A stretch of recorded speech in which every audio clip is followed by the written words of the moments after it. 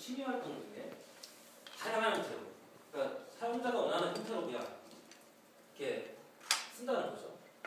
저 같은 경우는 이제 블로그가 또 정보 공개 쪽으로 쓰이지만 또 어떤 뭐 네이버의 어떤 뭐 블로거 분들은 그냥 일상 그 일기 쓰시는 형태로 이렇게 쓰시기도 하거든요. 그래서 이걸 어떻게 써야 될까라는 건 없습니다. 자기가 쓰고 싶은 대로.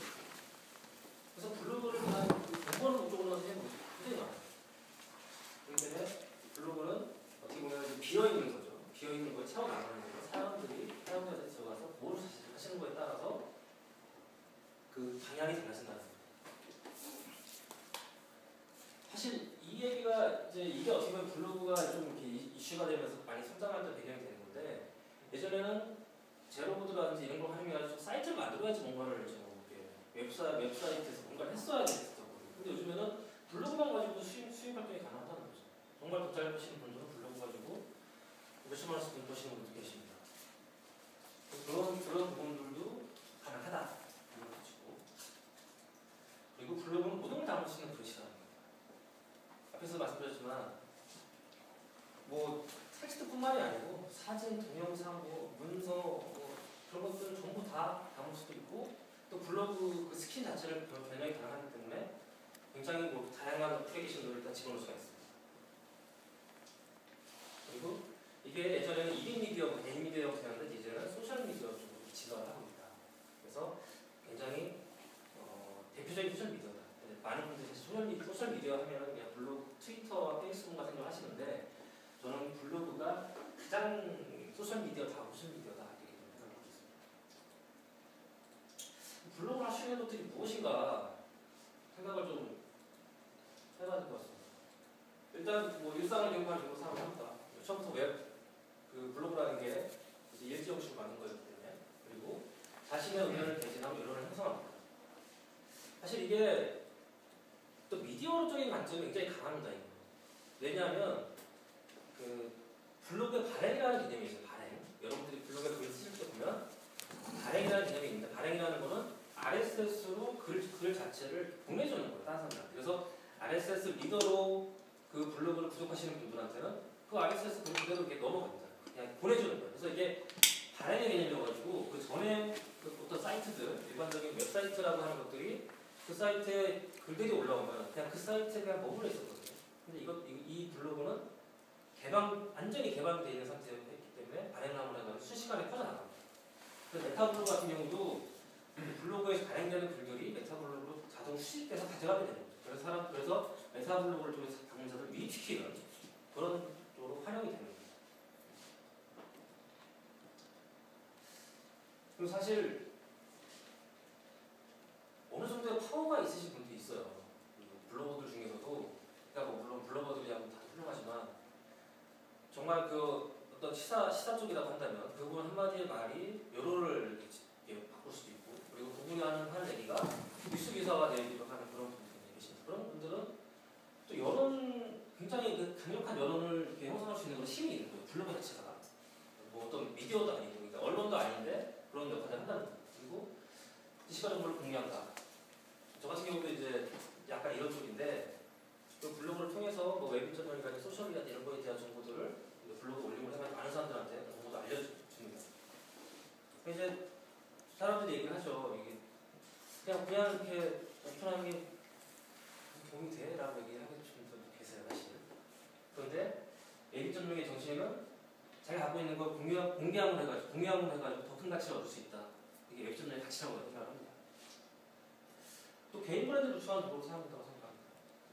저 같은 경우가 약간 굉장히 그런 부분에 이제 많은 영향을 받았는데, 한장의 웹전용 이야기라고 하는 것 가지고 그거가 있었기 때문에 책도 쓸 수 있었고, 또 강의도 그렇게 이런 것도 할 수 있는 거고, 좀 그게 저의 가장 큰 힘이 되는 거예요. 그래서 제가 볼 때는 어떤 브랜드적인 상황이 왔을 때는 이 블로그만이 없다.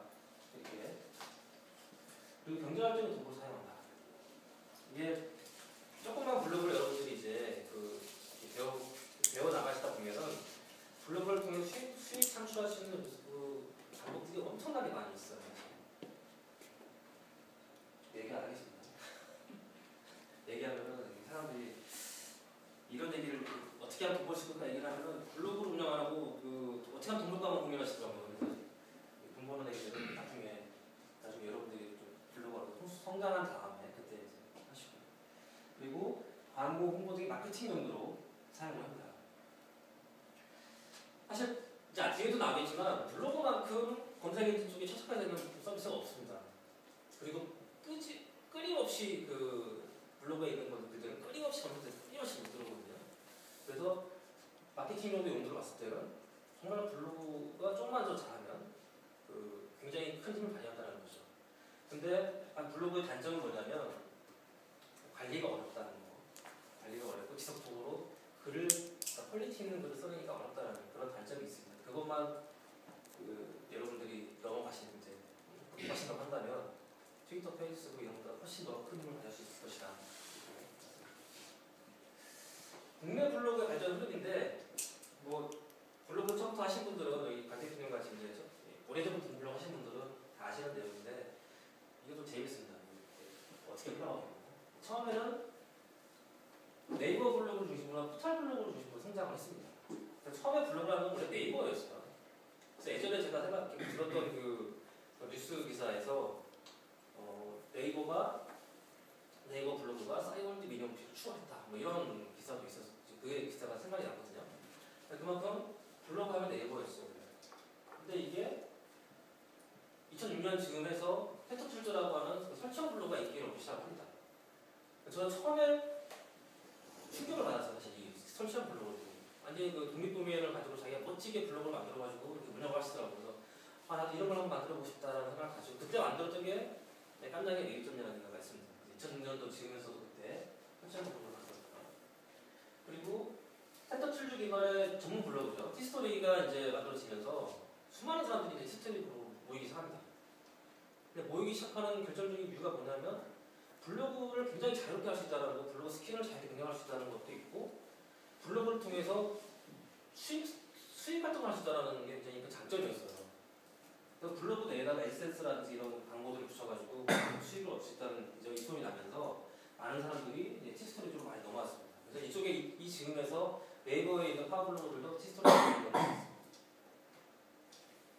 그리고 2009년부터 트위터가 등장하기 시작하면서 블로그가 이제 점점 죽기 시작을 합니다. 그리고 2010년에는 정말 그 페이스북이 또 열풍이 불면서 블로그 인기가 다시 또 죽기 시작한 거죠. 그래서 어느 정도 대중의 관심에서는 너무 멀어졌다. 이제 좀 그렇게 보시면 될 것 같아요. 지금 상황은. 자, 이제 블로그에 어느 정도 얘기를 했으니까 소셜에 대해서 잠깐 말씀드릴게요. 소셜이라는 게 어떤 것인지 잠깐 이렇게 언급을 하도록 하겠습니다. 근데 많은 분들이 소셜 하면 이제 헷갈려 하시는 분들이 좀 있어서 제가 정리를 좀 해봤습니다. 소셜 네트워크 서비스와 소셜 미디어와 소셜 웹. 뭐가 좀 다른가? 사실 이게 전문가라고 하시는 분들도 이걸 정확하게 뭐라고 다 얘기해보면 이렇게 잘 모르시는 분들이 좀 많으세요. 키포인트만 딱 아시면 되거든요. 소셜 네트워크 서비스는 일단 인맥을 형성해주고 관리해주는 그런 서비스다. 그래서 뭐 페이스북 같은 게 원래 소셜 네트워크 서비스였다. 사이언드 같은 거. 소셜 미디어는 뭐냐면 인터넷 네트워크를 통해서 뉴스나 정보를 효과적으로 공유하는 서비스다. 그래서 어떻게 보면 유통 쪽에 이제 많이 초점이 맞춰져 있는 거죠. 그리고 이게 블로그와 트위터가 있다는 거. 근데 요즘에는 사실 페이스북도 예전에 소셜 네트워크 서비스도 많이 갔었는데 요즘에는 정보 공유 좀 많이 갑니다. 정보 공유 쪽으로. 저 같은 경우도 어떤 네이버나 이런 쪽에서 이렇게 검색을 통해서거나 아니면 그 포털 뉴스를 보고 이렇게 그런 게 아니라 페이스북 내에만 들어가서도 거기서 사람들이 보내주는 그런 뉴스만 딱 들어도 어느 정도 이렇게 흘러가는 방향을 알 수 있더라고요. 이렇게 많이 변화가 되고 있다는 거죠. 그리고 소셜 웹은 웹 전체가 소셜화되고 있다는 겁니다. 웹 전형이 하나의 그 큰 트렌드였던 것처럼 소셜 웹 하나의 큰 트렌드를 갖고 있다는 거죠. 어느 정도 이거는 좀 구분을 해줬으면 좋겠다. 이게 미디어로 보는 이제 소셜 미디어입니다. 그래서 뭐 가장 중요한 건 뭐냐면 이겁니다. 이용자의 경험을 공유하고 공감하는 것이 가장 큰 가치라는 겁니다.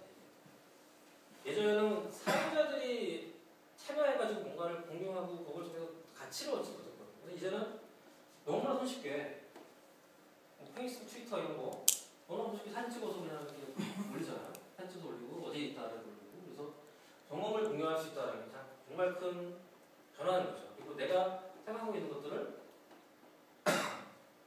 페이스북, 트위터에다가 아주 뭐 이렇게 꺼리낌 없이, 사실 블로그 같은 경우는 이제 어려운 긴 장문의 글을 써야 되지만 페이스북, 트위터는 뭐 한 줄짜리 내가 그냥 생각나는 거 딱 써도 사람들 거기에서 공감을 하고 이제 이야기가 되는 거죠. 커뮤니케이션이 형성될 수 있는 거죠. 그런 것들이 좀 차이가 있다. SNS의 진화인데 이제 뭐 빨리 넣어서 싸이월드가 있었고, 그다음에 마이스페이스가 있었고, 페이스북, 트위터 이런 것들이 이제 좀 진화를 했습니다.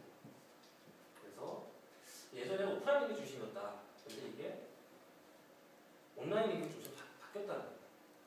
생각해보시면 예전에 그 싸이월드 같은 경우는 오프라인에서 뭐 회사 동료라든지 뭐 그 친구들이라든지 이런 것들이 이런 사람들이 이렇게 많이 그냥 그 외부로 이렇게 싸이월드 넘어오면서 친구가 됐는데, 페이스북, 트위터 같은 경우는 전혀 모르는 사람들도 그냥 웹에서 친구가 되는 세상이 된 거죠. 사람들이 마인드가 오픈됐기 때문에 가능한 것도 같습니다. 그래서 옛날에는 지인과의 커뮤니케이션이 주를 형성했다면 지금 페이스북, 트위터에서는 비즈니스나 취미 쪽. 그래서 저도 사실은 페이스북, 트위터를 통해서 비즈니스적인 것들이 많이 이제 일들이 많이 이제 일어나기도 하고 저희 하기도 하는데 굉장히 비즈니스로 많이 활용을 하고 있는 거죠. 사실 그 이유를 좀 살펴보면은 원래 페이스북 쪽에 처음에 사람들이 많이 들어왔던 것들이 이제 40대나 50대 이렇게 나이 드신 분들이 많이 들어왔었어요. 그러다 보니까 분위기 자체가 그런 식으로 흘러가게 된 거죠. 비즈니스 쪽으로 많이 이제 비즈니스 네트워크를 형성하는 쪽으로 많이 갔다. 저는 소셜을 딱 한마디로 정해야지 늦게 정의를 하고 있습니다. 소셜은 나 자신을 중심으로 펼쳐지는 새로운 세상이다. 제가 예를 하나 들면 페이스북이나 트위터 같은 경우는 딱 접속했을 때 여러분들이 로그인하지 않으면 아무것도 안 보이거든요. 아무것도 안 보이는데 로그인을 하는 순간 정말 나를 중심으로 한 네트워크들이 쫙 보입니다. 나와 친구인 사람들이 올린 정보들이 이렇게 등록화가 되어 있고 내가 활동하는 그룹, 페이지 뭐 이런 것들이 쫙 나오죠. 그래서 저는 소셜은 나 자신 중심으로 펼쳐진 새로운 세상이다. 이렇게 한마디로 정의를 하고 있습니다. 자, 그러면 이제 본론으로 이제 들어온 건데, 소셜 시대의 블로그가 더욱 특별한 이유는 무엇일까? 여기 계신 분들 다 페이스북은 하시죠? 페이스북 하시는 분? 손 한번. 안 하세요? 하긴 했었는데 안 해요. 아, 그래요? 오늘 강의를 듣고 이제 하셔야죠.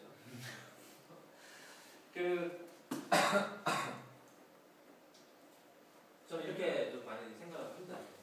제가 저도 컨설팅을 하기로 하고 이제 이렇게 강의를 하고 하면서 항상 페이스북, 트위터는 그 현재 시점에서 관계에 굉장히 집중이 되어 있죠. 커뮤니케이션에 집중이 되어 있죠.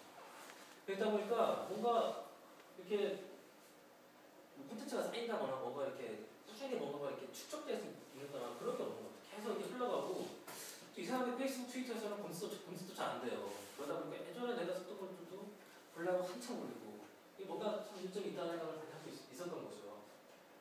그래서 저는 페이스북, 트위터만 가지고는 사람 정말 그 어떤 그 니즈를 무수히 많은 사람들의 니즈를 다 충족시킬 수 없다고 저는 생각합니다.